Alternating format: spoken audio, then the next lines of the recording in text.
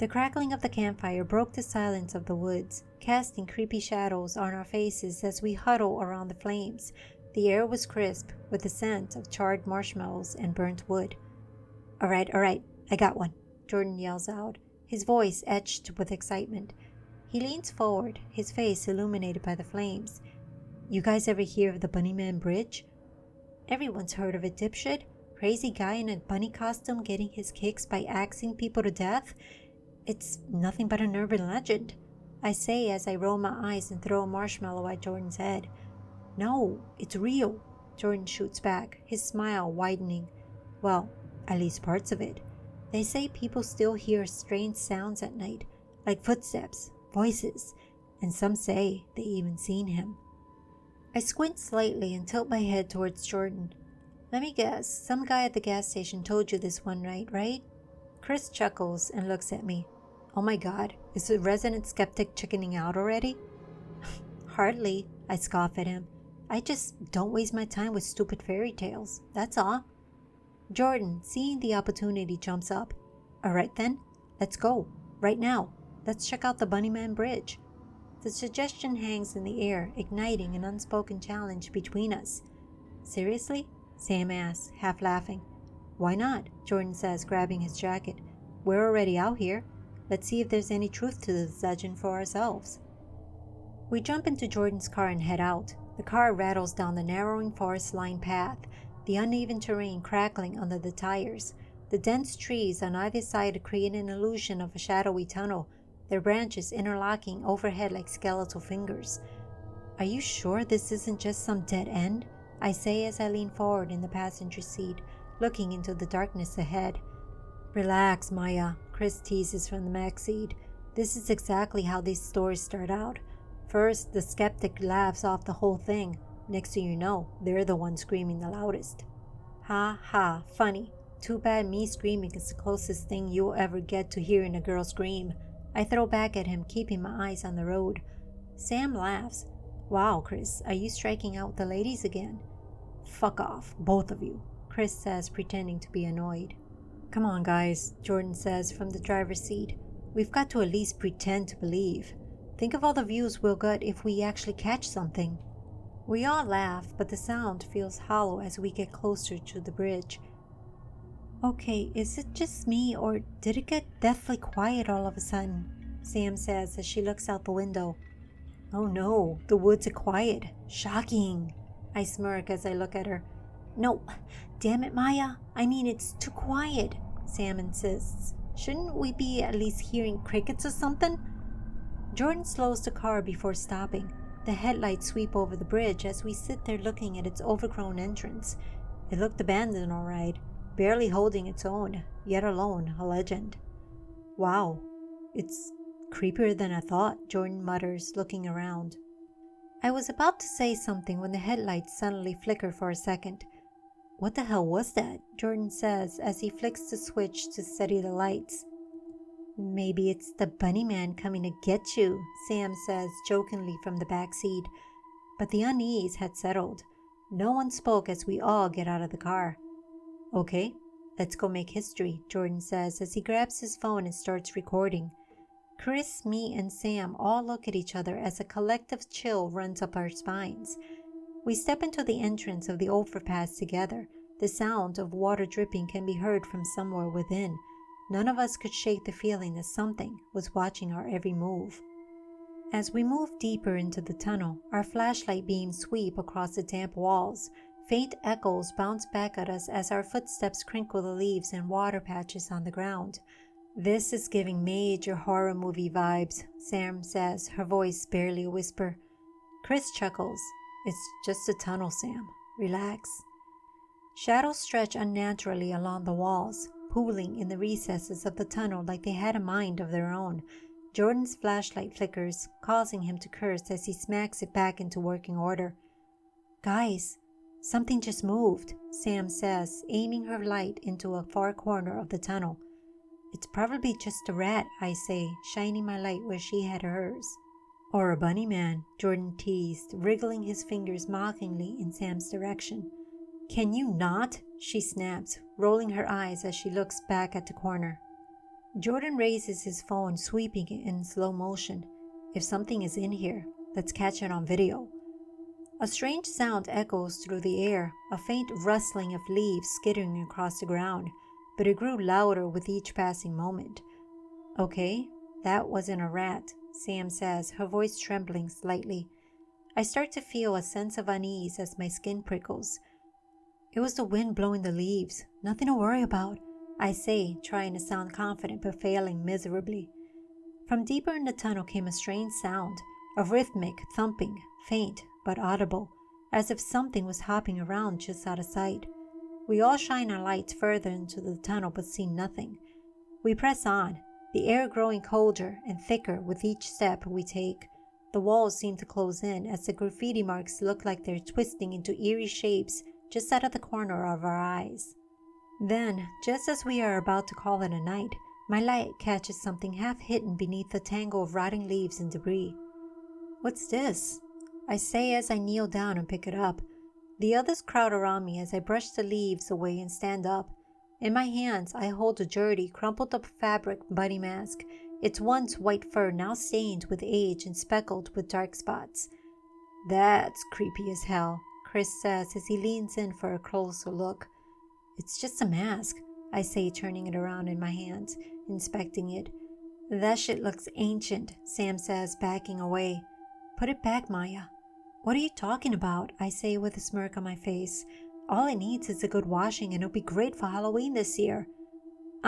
Jordan says, looking at me. That thing reeks of bad vibes. I agree. Put it back. Relax, guys, I say, folding it up and putting it in my back pocket. It's just fabric and fake fur. We turn and walk out of the tunnel. I was the last one out when I hear a loud thump echo throughout the tunnel. I swear it sounded like a rabbit's hind legs thumping.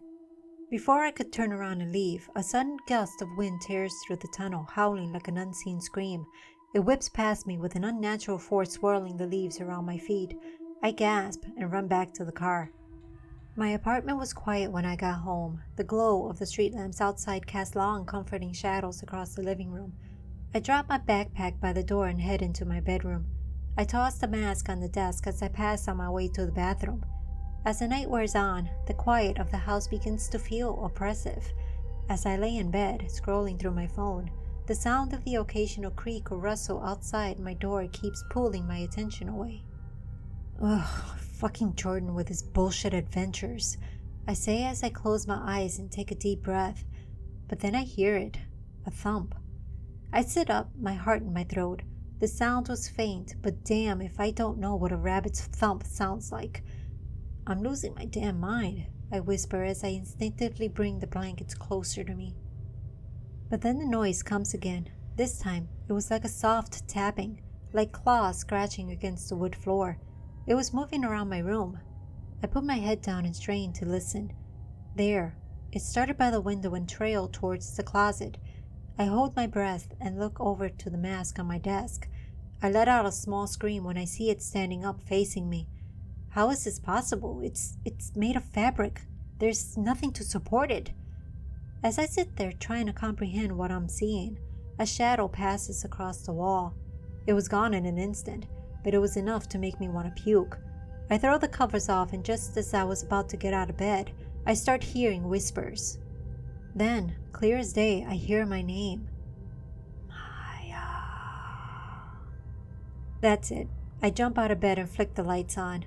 My eyes dart around the room, searching for anything out of place. I look at the mask sitting on the desk. It was laying there just as I left it when I got home. What the hell? It was standing up. I saw it, I say in disbelief. Without a second thought, I run out of the room. As I walk into the living room, I flip the lights on. Okay, Jordan has really fucked with my head tonight. Needless to say, I didn't get any sleep that night. The next day, I met up with Sam for a coffee. Wow, Maya, you don't look so good. You okay? I couldn't sleep last night, I say as I take a sip. Aw, darn, I wanted to see if you wanted to watch a movie tonight, she says, taking a bite out of her donut. I didn't even think twice. A sleepover would be a perfect way to take my mind off of things that happened last night. Yeah, a movie sounds great. What time are you coming over? Sam gets there at 7 o'clock sharp with a huge bag of snacks, pizza, and soda. We set everything up on my bed and settle in for a late-night movie-thon. The flickering lights of the TV cuts through the shadows of the room. Throughout the night, I couldn't help but keep looking at the mask on my desk. It was just laying there. The events of last night hang heavy in the air for me. Sam, on the other hand, didn't seem to notice anything. She was her usual carefree self, shoving food in and chatting away. It was as if the events from the tunnel were nothing but a memory for her. It wasn't until around midnight that the power flickers. "What was that?" Sam says, her voice rising in surprise as the TV goes black. "Probably just a surge," I say, trying to sound calm. "I'll go check the fuse box." But no sooner than I get up, the TV comes back on. "That was weird," Sam says as she looks around. She grabs the remote and pauses the movie. "I'm going to the bathroom. Be right back." But before she gets up, a loud thump comes from just outside my room, as if something heavy fell down. We both freeze. "Tell me you heard that," I ask, with my heart in my throat. "Yeah, I did. Maybe something just fell off the table," Sam says, trying to sound brave. I wanted to believe that, but something in my stomach told me otherwise. Then came another noise. This time, it was the same tapping of nails on the floor. It was coming closer. Sam grabs my wrist. "I might regret this, but we need to go check that out." I look at her like she lost her mind, but slowly we head towards the door and open it. We both stick our heads out and look around. Nothing. The hallway is impossibly silent. Then a faint thumping sound seems to echo from every direction. It was as if something was hopping all around us. Sam suddenly screams out. I turn in the direction she was looking at and see it. The mask was once again standing as if something was wearing it. It was facing us, its hollow eyes locked with ours. "That wasn't like that a minute ago," Sam yells. "Let's get out of here," I say as I grab her arm and pull her with me. We turn the corner into the living room and head straight for the door. It wouldn't budge. It was as if something was holding it shut. A loud crash comes from the kitchen. "What the hell?" Sam jumps and pushes me out of the way as she tries to handle herself. "Why won't the shit move?" The thumping continues, its sound coming from all over at once. "Maya!" Sam yells, pointing towards the hallway. I look over and my stomach drops as I see him. The bunnyman. His figure was impossibly tall, and his head tilted unnaturally to the side. The mask gleamed in the dim light. The thumping grew faster. We both stumble back against the door as we start hearing the sound of nails clicking against the floorboards. Then the man moves slightly forward as we both hear a whisper, "You're mine." We both scream and slam our bodies against the door, pounding and pulling in a desperate attempt to get out, but it remained locked. The entire apartment seemed to groan under some unseen pressure. The whispers grow louder. The thumping sounds closer, as if inside our heads. Then Sam screams louder than before, a high-pitched, piercing sound. I look and see the mask was no longer a mask. The eyes were now bloodshot orbs staring us down. Sam collapses to the floor, unconscious. I try to help her up, but as soon as my hand touches her, a shadow wraps itself around her arm and drags her into the darkness. A gust of wind howls through the room, knocking everything over. The whispers become a deafening roar until all I hear in my head is a voice, full of hate. "You shouldn't have touched it, you stupid bitch. Now you're mine." I scream out before everything goes black. When I wake up, it was as if nothing happened. I sit up and look around. Everything was normal. Sam laid on the couch as if she just plopped right on it and fell asleep. I blink a few times before standing up, determination filling me as I head into my room with one thing in mind. I had to return that mask to the tunnel. Without saying a word to Sam, I walk out of the apartment clutching the mask in my trembling hands and drive back to the tunnel. My steps feel heavy with every step, as if the earth itself didn't want me to go back, but I push on. As I reached the spot where I found it, I could hear the faint thumping again, echoing in the distance. I dropped the mask back on the ground and ran back to the entrance. As I near it, I hear a whistle. I stop and turn around. Then I see him, the same dark figure I saw last night, standing right where I just left. He tilts his head, and in that moment I knew there was no escape.